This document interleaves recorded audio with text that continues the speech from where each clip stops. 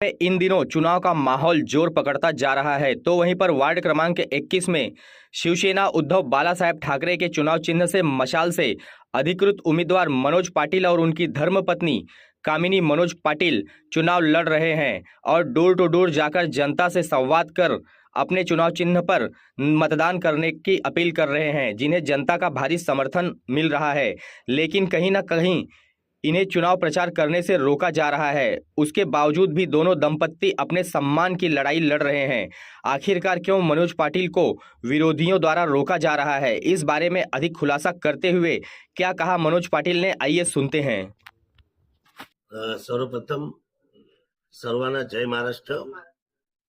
मी मनोज दत्तात्रेय पाटील, प्रभाग क्रमांक 21 मधून आणि माझी धर्मपत्नी सौ कामिनी मनोज पाटील, प्रभाग क्रमांक 21 क आणि मी प्रभाग क्रमांक 21 ड मधून सर्व धनाढ्य आणि बलाढ्य लोकांना च्या विरोधाला झुगारून आणि मी आणि माझी पत्नी आम्ही प्रचार करत आहोत। आता आणि माझी पत्नी आम्ही दोघंच निघालेलो आहोत।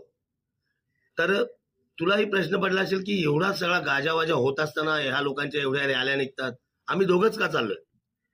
तर मी सर्व तमाम जनतेला पहिले सांगू इच्छितो की 2 दिवस झाले माझ्याकडे कानावर अशा गोष्टी यायला लागल्यात की मनोज पाटीलला मी बसवलंय, मनोज पाटील प्रचार करणार नाही।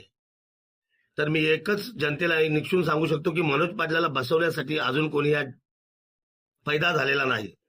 मनोज पाटील कोणाच्या पैशाला झुकणारा माणूस नाही। तुम्ही मला आमिष दाखवण्याचा प्रयत्न केला पण मी झुकलो नाही। प्रत्येक वेळेला मी ह्या कामदर गावचा सुपुत्र आहे, माझी मिसेस या गावची सून आहे।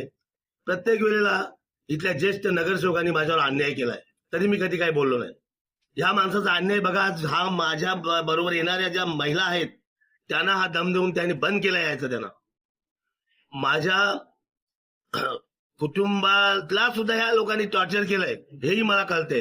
पण मी कोणाला दोष देणार नाही आणि कोणावर आरोप पण करणार नाही। पण तो वरचा भगवान देव आहे ना, तो पाहतोय सगळा। आणि मी अजूनही सांगतो, मी कोणालाही घाबरत नाही। मी आणि माझी बायको आता चाललोय प्रचार करायला आणि त्या लोकांना मी सांगू इच्छितो, तुम्हाला जर खरोखर कोणाला दम द्यायचा असेल ना, त्या मनोज पाटलाला दम द्या। मी आज पण समोर उभा आहे आणि माझी जीत अशी आहे की मी तुमच्या समोर फॉर्म भरला आणि मी लढतोय। मी गप बसलो नाही, घरात बसलो नाही, तुमच्या समोर लढतोय। मी आज पण मी आणि माझी बायकोच लढतोय। तुम्ही सगळ्या लोकांनी मिळून आम्हाला त्रास देत घेतलाय। आम्हाला तुम्ही त्रास किती दिला तरी मी घाबरणार नाही, मी लढणार म्हणजे लढणार। या माणसाने माझ्यावर अत्याचार केलाय 20 वर्षापासून।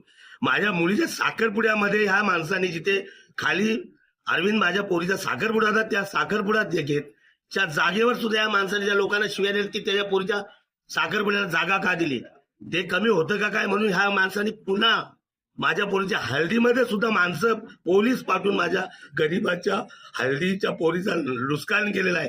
म्हणजे आम्ही गरीब असलो म्हणजे काय झालं? आम्ही काय कोणाचं खाल्लंय का? त्याचे 2 पैसे मी खाल्ल्यात का कधी? आणि एवढा अत्याचार, अरे आम्हाला प्रचार करून घेतलाय तुम्ही। मी पोलिसांचे मला फोन येतात, मी त्यांनाही सांगितलं की माझ्यावर अत्याचार होत आहे आणि म्हणून मी आणि माझी बायको आम्ही दोघंच लढत आहोत। आहे की लोक हातावर कमवणारे पोटावर खाणारे आहेत। आता त्या लेडीज पोलीस मला बोलले, बाबा तुम्हाला काही करायचं असेल तर तुम्ही येऊ शकता, पण मी काय म्हणतोय, ते गरीब लोक आहेत, ते या श्रीमंत लोकांच्या समोर नाही येऊ शकत। ते बोलतात दादा आम्हाला आज इथंच राहायचंय, उद्या इथंच राहायचंय। म्हणून मी सांगतो तुम्ही अत्याचार अजून करा आमच्यावर, पण तुम्ही हारणार आणि मनोज पाटील जिंकणार। मी ज्या वेळेला तुमच्या समोर उभा राहिलो ना आणि फॉर्म भरला ना, आतापर्यंत मी लढलोय, आता मी सांगतो तुम्ही हारणार आणि मी जिंकणार बस। पण लोकांना माझी विनंती आहे की आम्ही अजून बसलेलो नाही, जोर शोरचे प्रचार आमचा चालू आहे आणि आम्ही प्रचार करतच राहणार।